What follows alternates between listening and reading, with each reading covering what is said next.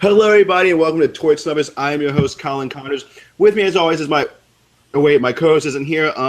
Elise, she's the Pixley girl from Canada. She's my co-host tonight until Alicia steps back in. Say hi, everyone. Or say hi, Elise. Okay. Also joining us today, the very brainiac Alex Cash. Yee. And of course, the one, the only, the amazing Billy Garcia from Survivor Cook Islands. Woo! Hey, Billy. Hey. All right. So we got a whole bunch of stuff to talk about tonight. It was a fantastic swap. Tribe dynamics has gone out the window. And like most of the times, we made a bunch of predictions about what would happen with the swap last week, and none of them came true. We weren't even remotely close. So that's just the fun of Survivor. So, Billy, I'm going to start off with you, okay? Okay. So we've been talking a lot about these idols hidden with the symbol. And, of course, David found his second hidden immunity idol today because he realized to look for the symbol. Does he actually have a huge unfair advantage now because he knew it was the symbol to look for? Because that was the one thing going through my head. It was like, David has such an advantage because he knows exactly what to look for. What do you make of that? Oh, and Alicia is here. So, Alicia, you're no longer the co-host. Oh, short-lived. Short-lived. I'm the host. It's amazing. A promotion. Yay. All right. So, Billy, I'm going to jump to you, and then, of course, I'm probably going to throw Alicia some questions because she wasn't paying attention because she was off. Right. So, yeah, does David have an unfair advantage, though, looking for these idols? I would say not an unfair advantage because he had to find the first one without knowing about the symbol.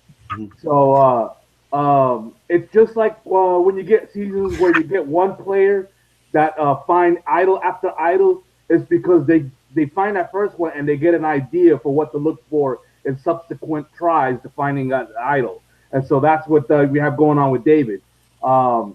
He still had to be lucky enough to be in the right place, and then he still had to be lucky enough to have his two tribe mates walk off when he finally found it.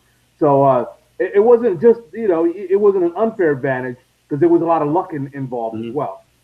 And that's fair. But Elise, what I want to know is, do you think David made the right move by attempting to wait? I mean, clearly he made the right move, but let's play devil's advocate. A strong argument could be made that he should have just went for that stick or like stepped on it the moment he saw it because that symbol was in plain sight. It's kind of weird that Sunday and Cece just managed to walk away. Like, that blows my mind. Yeah, I was thinking the same thing. I'm like, there's no way that they just leave him alone. There's no way. And then they just walk off. I'm like, oh, that was me. I would have dove for that. Yeah. Well, I would have looking at it.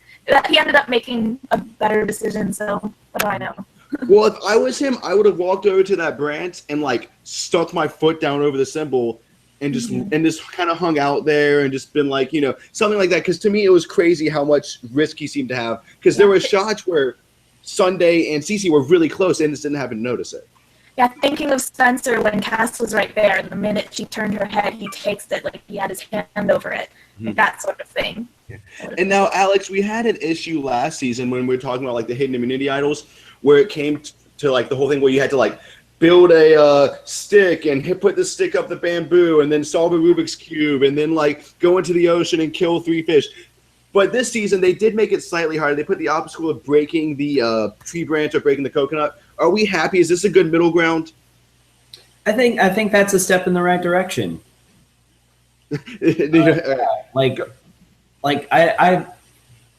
think that looking for the symbol, like there is an element of like you have to look for like it's a two-step process now. Plain sight, you have to like have a good eye for it, and I think that's it's not just like, oh hey, here's an idol. Like, well, it does feel a bit more earned. Billy, did you want to comment on that? Because I feel like they were jumping through too many hoops last season. I think this season they're starting to find a really good group for it. Last season they made it impossible for one person to retrieve the idol. Mm-hmm. And a group idol, you don't get the shock value as like we did with David playing the idol when he did the last week. So I agree with not having to jump through so many hoops and not making it a group effort to get an idol. What I like about the symbol thing is that you no longer look for a landmark. That was always the go-to for everybody. Is go to a landmark, go to like tree mail or go to a tree that forms an arrow or something. Now it could be literally like just laying anywhere. but it has a little symbol on it, and you just, you know, if you're colorblind, you're screwed. Very fair point. And that's kind of just what I wanted to emphasize real quick, was that I am so happy with how they did the idols, because we've been bitching about how they've been doing idols for a while. The challenges, you know, that's kind of interesting, but that has the factor of, you know, you mess up once, it's gone. This, I think they are starting to get that perfect kind of middle ground. So Elise, I'm actually going to talk with you real quick, and we're going to talk about how Jessica told Hot Man Ken, hey, I have this advantage. On the surface, it seemed like an okay move to get, you know, Ken's trust, but was that even really necessary when Ken was already going to possibly align with her? Like, what do you make of that whole dynamic? Because it's really hard to see this far into the future. Well, the problem with that is that she says, I have this advantage and I would have given it to you if I was voted out, but you can't have it unless I'm voted out. In which case, I'm like, do you really want to tell someone that? I don't know, because it's of no value to him unless you're voted out. Well, and I think part of it, though, was that Ken might, in his confessional directly following it, he said, like, you know, Jessica has an advantage and she, like, won't say it to me. And it made me feel like that Ken maybe didn't fully grasp that she had to be voted out. I don't know. Maybe, was I the only one that next to her, though, I feel like if you were going to tell someone, Ken is probably the best person to ask to tell, because I feel like he's very, like, he will stick to his word. He seems to be very loyal to the people he's with as of now. So if you're going to tell anyone, Ken's a good bet, but I still don't think she really needed to. And that's kind of why I agree. Billy, did you ever thought, did she really need to tell him? Like, she needed to tell him because she didn't know where Ken's head was at. We knew as an audience, but she didn't know. Okay, very, very fair point. Yeah, very fair point. But like you said, it didn't look like Ken grasped the concept because she kind of rushed when she told him. Yeah. He didn't even call it an advantage. He just called it the legacy. That's it. Yeah. Yeah, she has the legacy, and so what does that mean? The legacy? He doesn't know, but he's just saying it because he kind of has to. Yeah, Ken's like, why? Like the producer's like, say legacy, and he's like, I don't know what I'm talking about. Please help me. And that's how I'm going to form all my lines. I'm going to go, hey Alex, I have this advantage. Okay, all right, we're good. High five, and then move on. That seems to be a pretty decent strategy. And Alex, I just wanted to say, as a Survivor fan or as a super fan, were you as kind of happy as I was when everyone was just like, fuck it, we're all looking for the idol, there's no pretenses anymore? Because I personally kind of loved that. That, you know, there was no like CC and Sunday having a truce about it, like, you know, no shame today. Like, I love that. That has happened before, but it's been, you know, like. They were talking about it when they were eating their food. They were just like, hey, fuck it, we're doing it. Well, I have a question for all of you super fans. Okay. Let's say we were all in a tribe and we arrived on an island together. Mm. The preconceived notion is you got to build a shelter first and a fire second, and then you rest up because it could be a challenge tomorrow. That's the preconceived notion. As a former player, what if I approached all of you and said, you know what, let's just get this shit out the way and let's all go look for the idol, and this way we don't have to be paranoid. Would you go for it? I would say I would go for it, and then I would tell everybody to vote you out first because you're like hardcore. Oh, see, I would be like, Billy, I can't do it. We got to focus on, you know, taking care of each other first. And then I would immediately go look for the idol. Immediately, because I knew you would. Or I would go ahead, Elise. I would see what everyone else said. I would kind of lay back and see what everyone else is thinking, because I think it's more risky to put your neck out to be the obvious person right at the beginning than, like, any idol. But, and also, Billy, I think that would put a big target on your back too, because if I found the idol, I'd be like, I bet Billy has it, because he was open about it. See, Elise actually gave the best answers. See what everybody else is doing, because I would wait until the first person leaves, and then I'll be like, he's going first. Yeah. And Alicia, Alicia. And I would be busy worrying about like shelter and food and water and spiders. So I would. Spiders especially. Mainly the spiders. That's what we're afraid of. Okay. Mainly. Yeah. So we've gotten all of this just David's idol gobbledygook. We all love it. So let's talk about the big twist of tonight's episode, which was the tribe divided between 2 to 3. So we're going to break down each tribe and all their dynamics. But the first thing I actually want to talk about is, and Billy, I'm going to start with you. Cambodia's second chances. 2 tribes became 3. That third tribe, I believe, was Angkor. Completely sucked. They lost all the immunity challenges. why do you think they have the confidence to do that again, to give a tribe nothing? And that's kind of bullshit. Like, I'm just gonna say it. I think that's complete bullshit to give them nothing. I think it's bullshit. I think if you know, in my season, you know, we started out with 4 tribes instead of creating the 4 tribes after the fact, and the 4 tribes had an equal chance to get whatever it is they wanted to get by looting the ship to start the game. I rather prefer that, where you start with a lot and then start condensing, instead of start with a little and then start expanding. Because when you expand, you'll have that new beach that you don't know where anything is. Nothing is built. You also have the does that beach have an idol of its own or not? So, and that should be clarified. I mean, and like, to me, that's just a basic part of the. And I know we talk about survivors, not fair stuff, but to me, from like a production standpoint, that really could, like, oh, this idol doesn't have a beach you're suddenly now on. Like, to me, that's getting a little more than like, screwed. Like, if I was David, I would have like found a reason to leave for a moment, whatever. I gotta go take a shit. I'm out for 20 minutes, and then I go find the idol for that beach. Yeah, and Elise, you wanted to comment on this, because to me, like I said, it just seems too unfair. I know it's Survivor, but hey, these 2 tribes have a whole bunch of stuff. They didn't even earn it. You're shit out of luck. Yeah, I never really liked that, and I guess they gave someone an extra person for like to even it out, but I don't really think it does. No, it doesn't even it out. That's one more person you have to feed. Yeah, exactly. But also you have to think about the dynamics, because I like the 3 tribe dynamic in general, but I feel like when your numbers are only 5, it's really easy to get locked into, okay, we have 3 people, that's it, and that makes 2 very potentially boring votes on 3 different tribes. Mm-hmm. Whereas when you have more numbers, as long as things don't get settled, there's a lot more ways that could split off. Yeah, and I agree with you, and I just want to say, I'm kind of like the middle ground between you and Billy. So. I don't mind 3 tribes. I don't even mind going from 2 to 3. But give them a shelter. Give them a pie. Give them a Yeah. I mean, they did have a shady in Flint. Yeah, give them a tarp. And honestly say, hey, you're on the crappy beach, but we're giving you a tarp and a chicken and a machete and a pot. So you did lose everything, but you have at least something, because... Yeah, or like when they give them food, just be like, okay, here's how much rice this tribe will use. This is how much rice this tribe use. We'll give you an amount that's in the middle of that. Or like they can figure out some way to do that. That would be more fair than like, hey, you have nothing. Sucks for you. And while we're here, let's go ahead and let's talk about the Green Tribe, and let's kind of break down that dynamic. So, Alex, I'm going to start with you. Michaela, holy shit, what an edit. Is she going to win? Because we haven't been seeing that much of a winner's edit from anyone, but this episode, it came out of the screen and punched me right in the face. Like, on the one hand, from an edit perspective, like, I think it's like 90% winnery, and based on the way that she reacted to the swap, maybe like 10% journey. But from an in-game perspective, Challenge Beast, I would gun after her at the merge if I had the chance.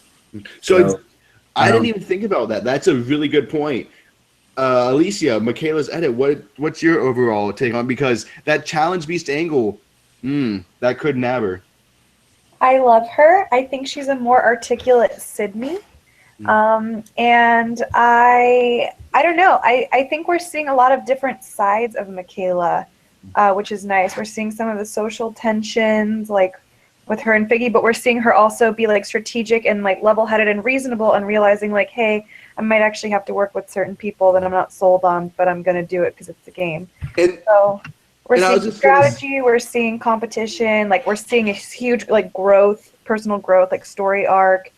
So it's really awesome to see. I love those seeds are there, and something we talk about a lot is I consider this the postmodern era of Survivor, and in this era, winners can have huge flaws. I mean, look at Tony. Tony had so many flaws, but he still was shown to have played a decent game. And I think Michaela could actually be along that same line where, hey, this person's flawed, but they can still win Survivor. At least you're itching to talk about it. So go ahead.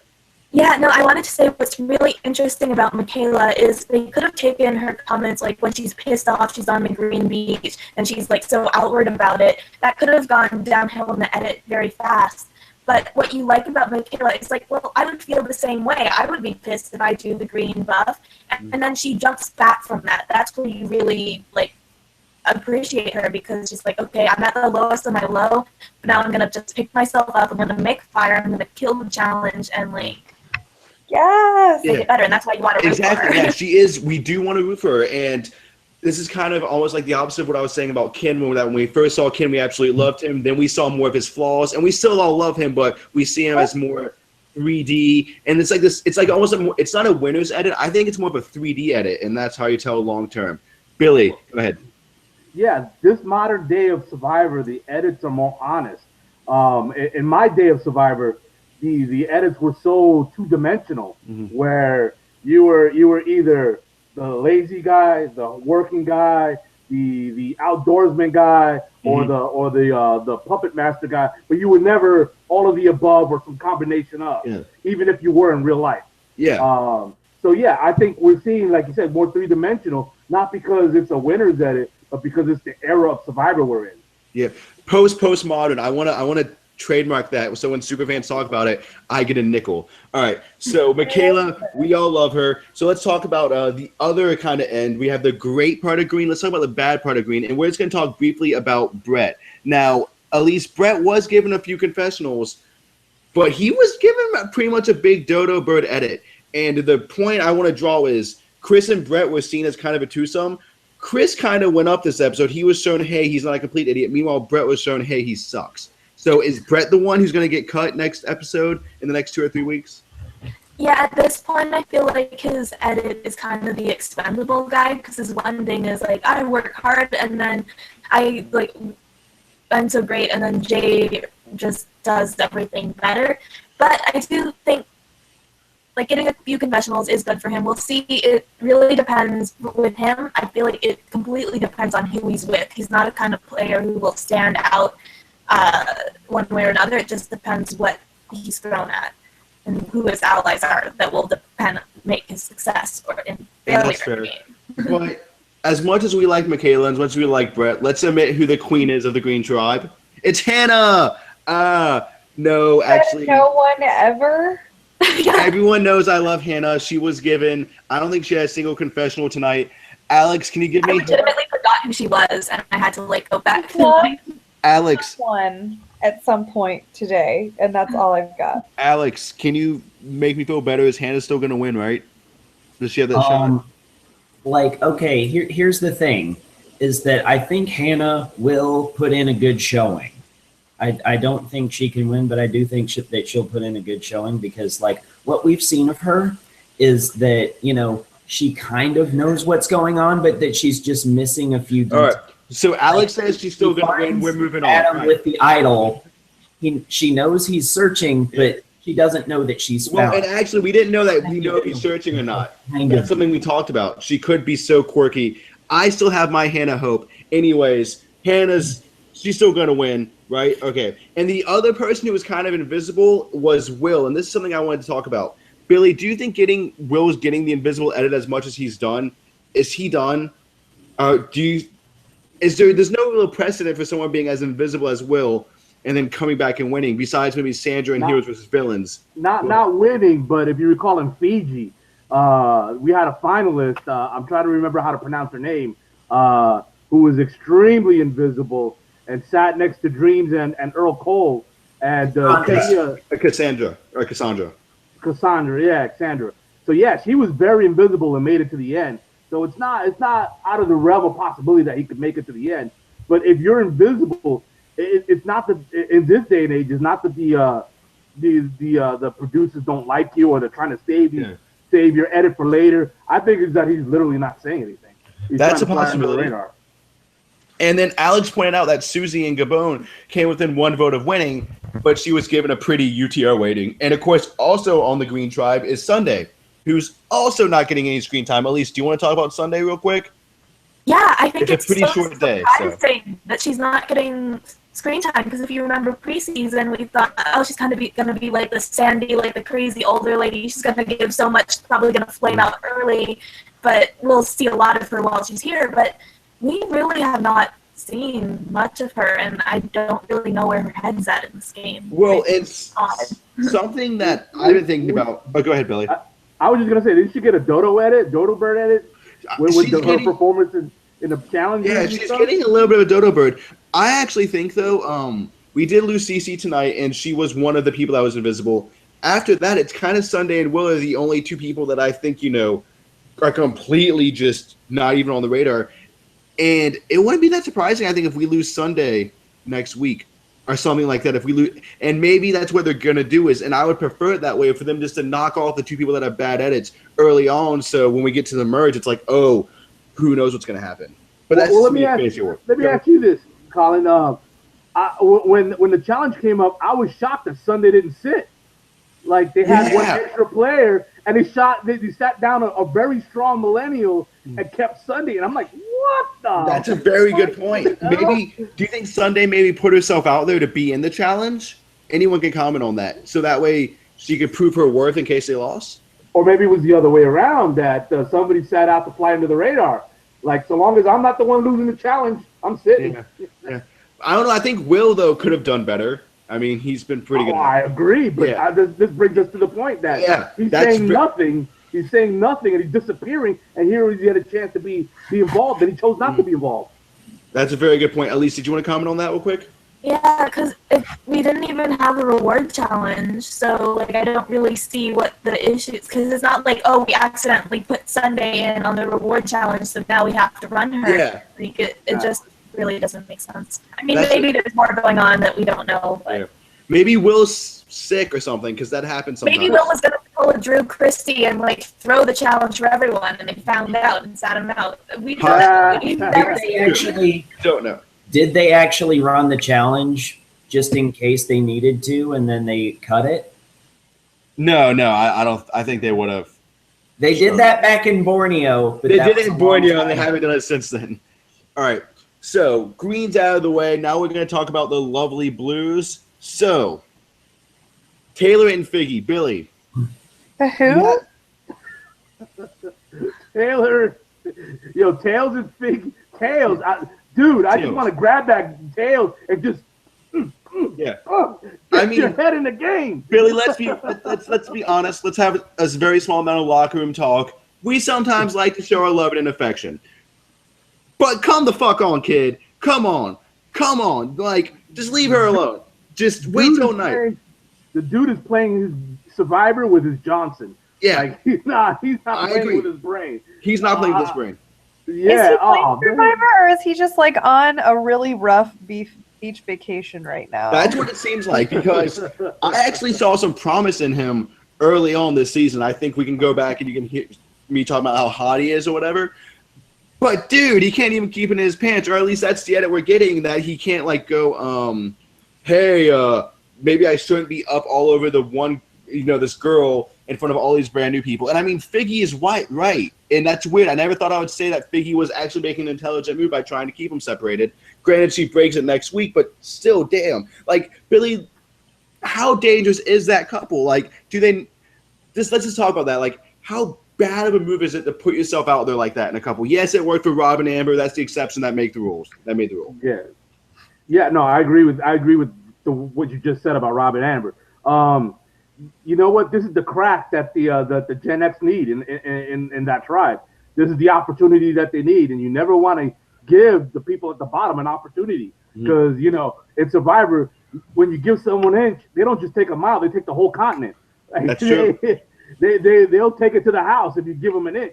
And also, and anyone can answer this. Why are they so cocky that Adam's going to be with them? Because Adam was one of the people who was blindsided by that vote of Amori. Where is his confidence coming from? Elise. Not to mention Adam knows that they're the couple, and you don't really want to be a tight couple on a 5-person tribe. Yeah, exactly. It's well, Colin, you answered your own question. They were cocky, and he's thinking with his cock. So Yeah, there we go. And that might be tonight's episode title, Thinking with His Cock, because that was, even though it looks like Figgy is going to out them next week, which that's going to cause all sorts of problems, I'm just blown away by that kind of horrible gameplay. So does anyone else want to comment on the Blue Tribe? We did see Ken and Jessica to get together. So is that fate, Alex? What? Ken and Jessica together on the Blue Tribe? Is that mean that? Or purple? Yeah, Okay. you're saying blue as though it exists. It's purple tribe, whatever. I'm Colin's looking. gonna be trying to look for those symbols in the woods, colorblind, like. Yeah. I'm looking at it on a computer screen that's being hit by light from. Whatever. I'm a dude. It doesn't matter. Purple tribe, Alex, Jessica, Ken. Is this fate with the edit? Like I think I don't think that's fate with the edit. I think that's the edit with fate. There we go. Okay. And Billy, are they having this? Do you think Jessica and Ken are going to have this super long-term, partnership, or is it just kind of a 2-episode arc? no, I think what we're seeing is a 3-person alliance that could go all the way to the end, especially with that extra advantage that Jessica brings to the table. And yeah, this could be the start of a story that plays out over the long haul, especially since it seems like that tribe has a lot of, like you mentioned, fate. It's Tails and Figgy, it's Jessica and Ken, and it's Adam, who was at the bottom, who's now in the middle of the two. So I think that tribe it's got a lot of survivor karma going on in it. And I agree. And it's interesting because you said that Adam has the idol, Jessica has the advantage, there's Ken there. So what's going to be interesting is how is David going to come in with, Zeke on his shoulder and be like, hey, let's vote out? Is that where that dynamic's going to be? Oh, that's so super exciting. All right. Yeah. Thinking about all that good stuff. All right. So blue or purple, as the kids say, purple tribe. That's done. So let's talk about the kind of the meat of tonight's episode, which was that beautiful orange tribe. So speaking of 3D edits, Elise. Alicia, I didn't know you wanted to speak. Alicia. I put my hands up like this. I didn't see you, Alicia. I'm sorry. Hey, Alex. I didn't see you. You got to put your hand up even higher next time. Real quick, and then we're going to talk about the whole screen. on my notes, it's the red tribe. It turns out they're orange. Okay, I'm just correcting myself right now. God. Okay. What do I do with you? I was just quickly gonna say, I kind of am taking Tails' side on this whole does it really matter if we're outed as a couple thing, because it's not like Adam is in the dark. Like, Adam fucking knows. So it's like, if they were with all Gen Xers, then yeah, keep it a secret. But like, But shouldn't they at least state the fight or something to make it so other people think they're separated? Like if I was dating a girl on the island, which that would never happen because that implies that I would be dating a girl and I'm on Survivor.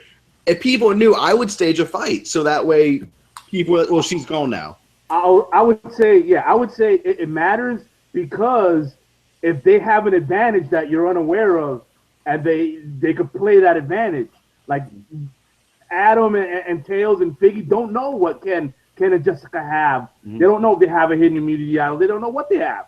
So if you put them in a position where they feel like they're on the outs, they could use that. They'll know to use whatever advantage they have. You always want to keep them in the dark so that you blindside them and they don't play whatever advantage they may bring. Exactly, kind of like how Billy, me and you are obviously going to be a final two if we ever play Survivor. We're not fucking telling that to anybody else. Exactly. We'll keep it a secret. But don't forget that Elise gets to get in as the third party, and that if she waves her tatas at me during the arrival on the island there. And that's what matters, Elise. All right, Alex, I'm going to jump to you real quick, and then we are going to talk about the orange or red tribe, whatever color it is. Orange. All right, so I think the value in distancing yourself, if you happen to be in the unenviable position of the Survivor showmance, is it's not to make people think that you don't like each other, because you're going to slip, somebody will notice, and then they won't trust you. What you have to do is not make puppy dog eyes at each other, so that when you say, yes, I'm working with her, but if I had to cut her off, I would, then they would believe her. Exactly. You can't be saying, no, you're hot, not you. Not you, you're hot. I like it. So, Elise, let's jump to the Orange Tribe. What I was going to ask you about is we've been talking about 3D edits. Preseason, we all thought Michelle was screwed. We thought she sucked. Then she was shown to get Maury out. She was shown to be really, really, really clever. Then there's this episode where she's kind of shitty. Is that part of a 3D edit for her? Is she a game player? Or is this the downward trajectory of her? Well, there were a few things, like, sure, she didn't do a whole lot right in the episode, but we got to see her trying, where she was like, I'm not going to sit here and let my fate be decided by these guys. I'm going to do my own thing and, like, make sure I stay. Like, you got to, like, appreciate that. She's not just trying to sit around and be like, well, my alliance will save me. Like, it didn't work. It didn't do anything. But I think it's good for her that we're at least being seen that she keeps up that game player even though she wasn't successful. Well, that's the thing is, I actually think there's a universe where Michelle wins this season. Billy, do you agree? Do you disagree? Well, first of all, I like Michelle as a player a lot. She's one of my favorite millennials. And that's your favorite millennial. But what I okay, they showed her ups and downs. But in the end, she was successful because she stayed and CC went. So, in spite of her not having hit a home run, she still got a base hit. She still, I'm saying this because it's baseball playing in the back. Yeah. But yeah, she didn't do terrible. She just wasn't dominant.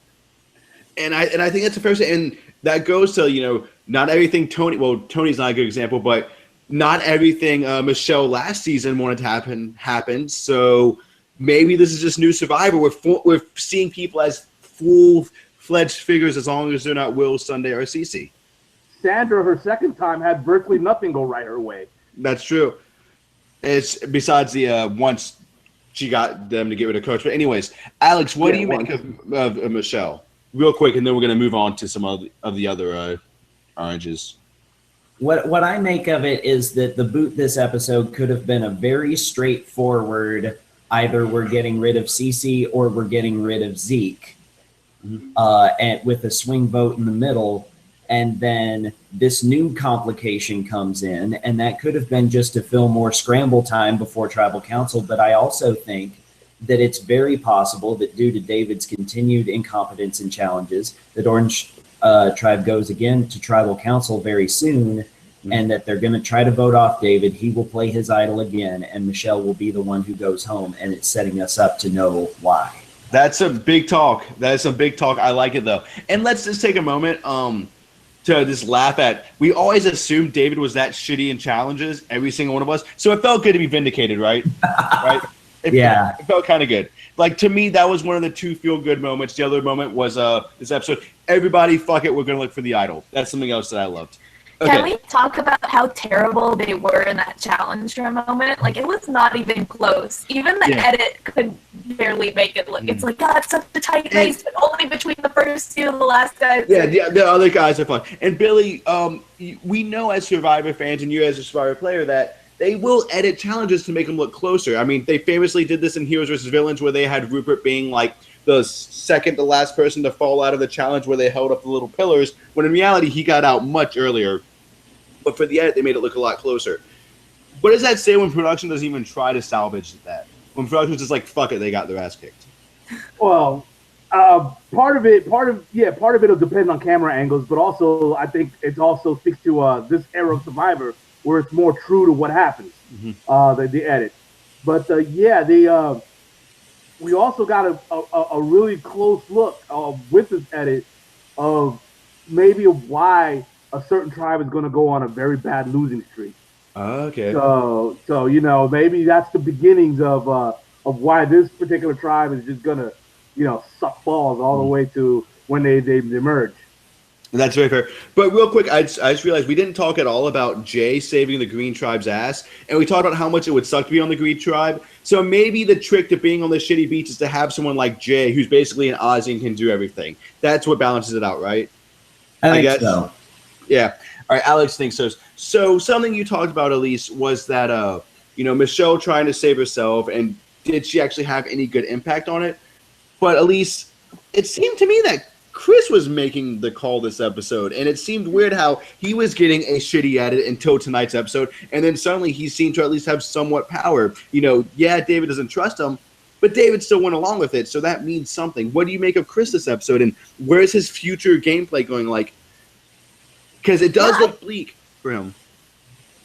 I thought this was actually a pretty good episode for him, even though his reasons for flipping, like, okay, yeah, you can't trust David, but his reason of, oh, well, we're from the same state, and we totally trust each other, that's a little iffy. Yeah. But he really put himself in a power position, and I think he went from being probably third on that three-person Gen Xers to now he really, I think he's in good with everyone left on his tribe, so I don't think he's going anywhere anytime soon. Unless David idles him out, which, you know, that's a possibility. Then David will find the idol next episode.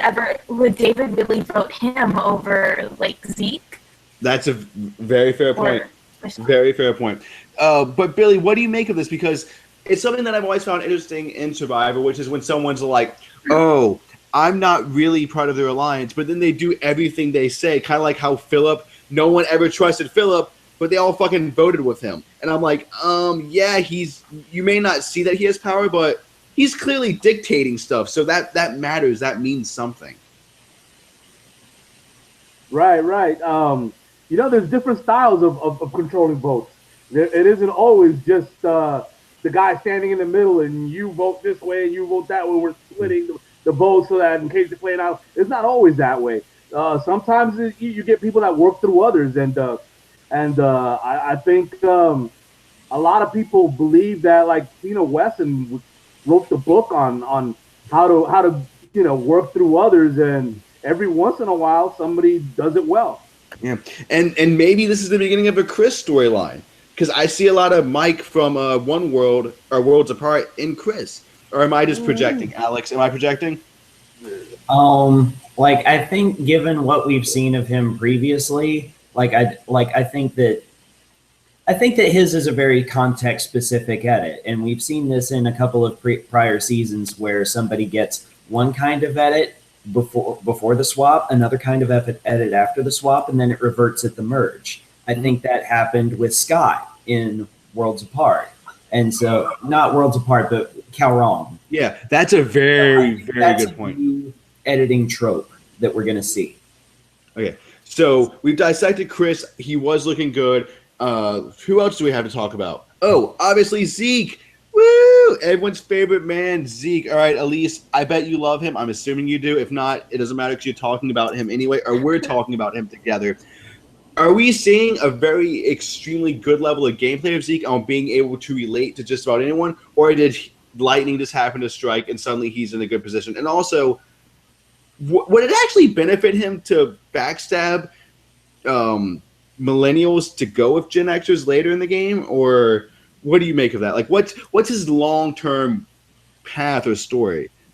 No, I thought this was a really good episode for Zeke. I think it was probably a combination between, like, being able to work well with people and happening to be on the same tribe as someone he looked up to and was a big fan of, and from Oklahoma, was it? Yeah. Yeah, Oklahoma.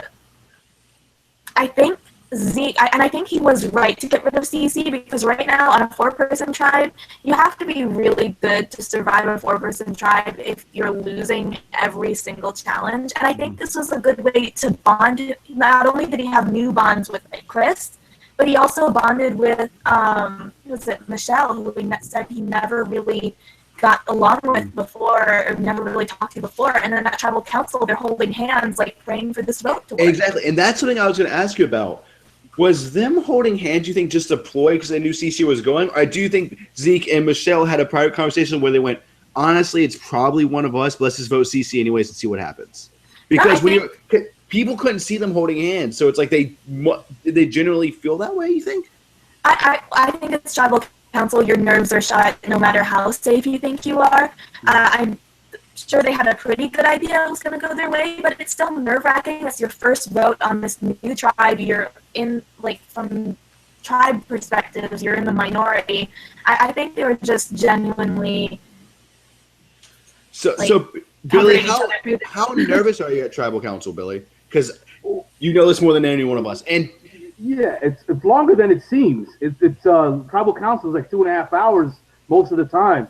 So of course, we don't know how that was going. They had planned ahead of time, and they said no matter what you hear, don't buy into what you hear. But once you're hearing it for like 2.5 hours straight, you go to from being sure of yourself to be hoping for the best but preparing for the worst. It could be you because you're hearing for 2.5 hours. You're getting beat up.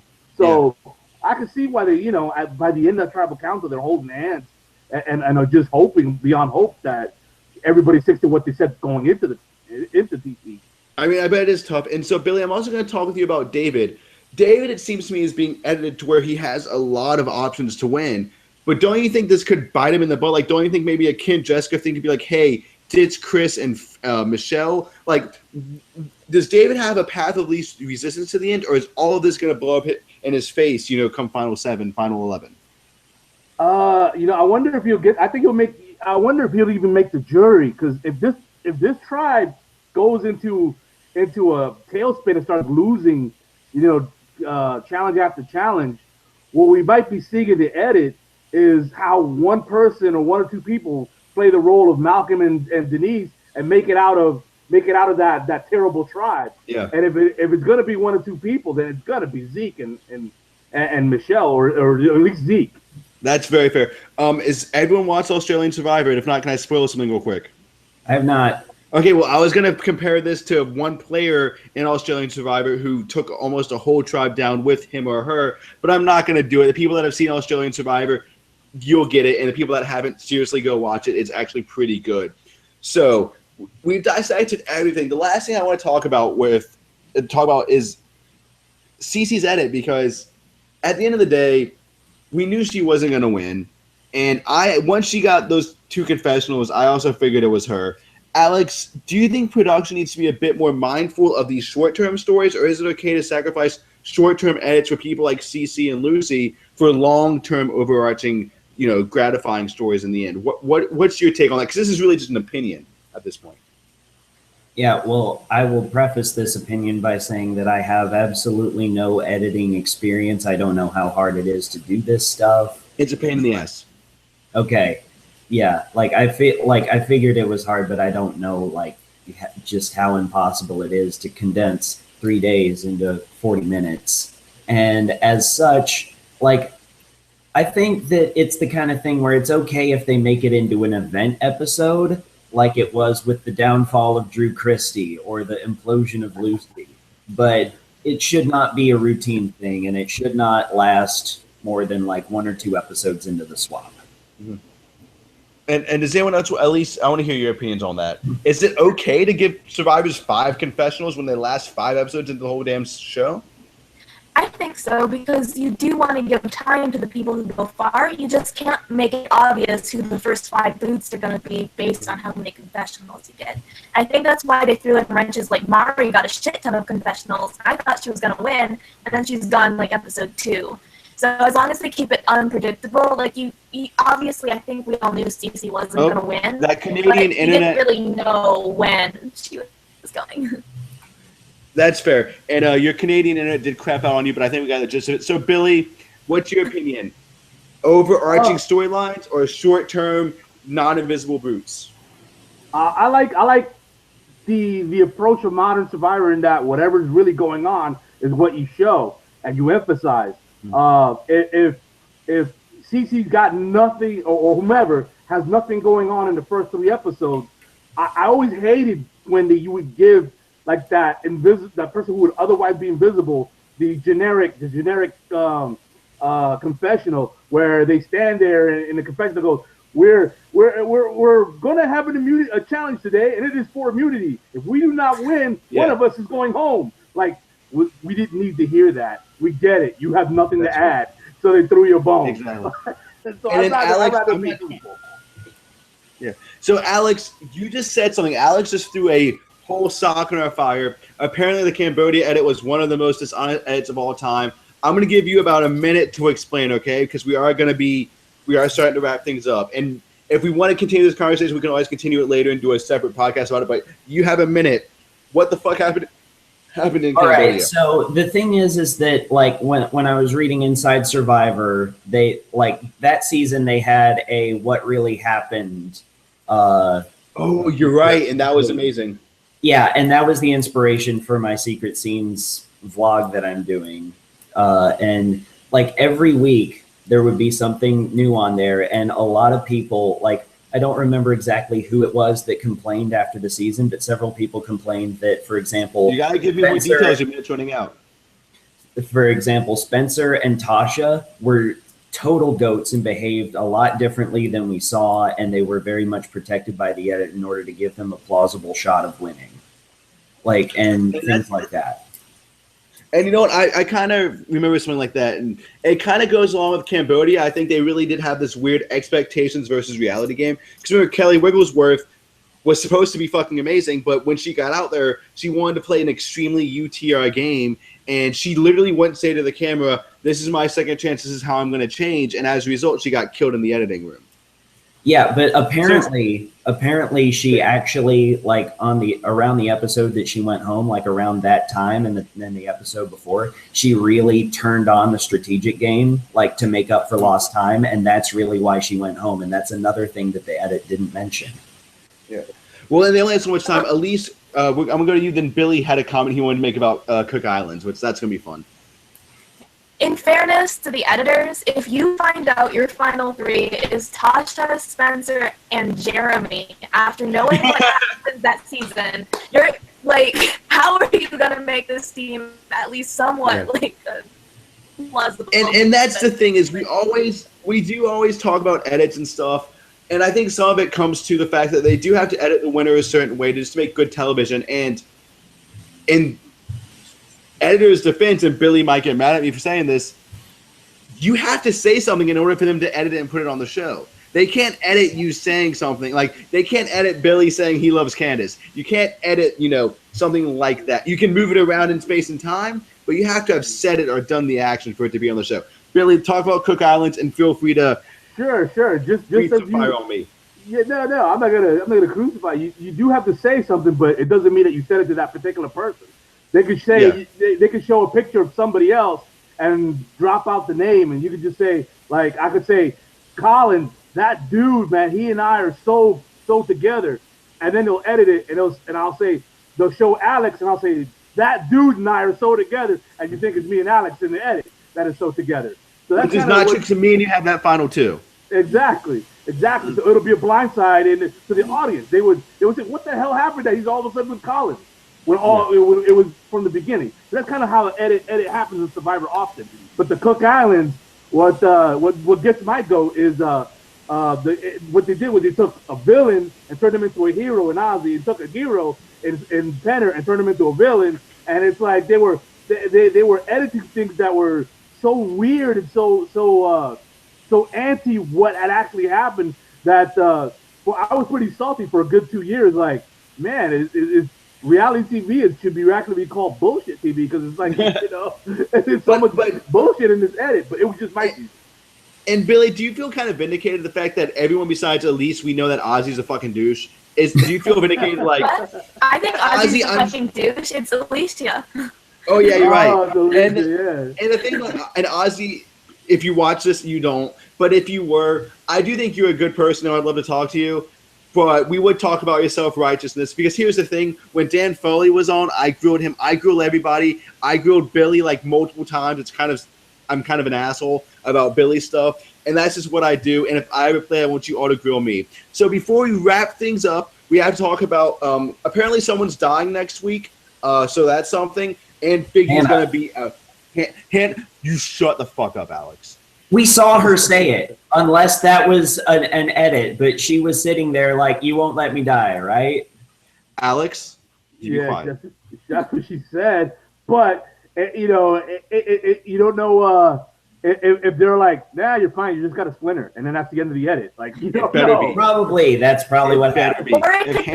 We saw her face. Several injuries in one episode, and they're like, oh no, who was it that we thought was going to die? And then she's like, no, I'm fine. And then actually Caleb dies. It was true. Oh God, I thought you meant. Oh, that was bad. I thought he meant Caleb from Blood versus Water because he. Oh God damn it! Oh, that's. Oh, dude.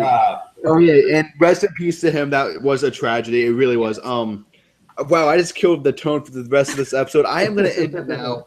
I want to thank Elise for joining us. I want to thank Alex and Alicia, she was here. Her internet, something happened. I don't know. We don't care. And I want to thank you, Billy, of course. It's always a pleasure to have you on with all your insights. And I want to thank all the people that viewed and listened. There is still time to enter our fan contest and win free stuff. More details we posted in the text box below. Anyways, good night, everybody. Good night. Looking forward to viewing night. Yeah, it's going to be great.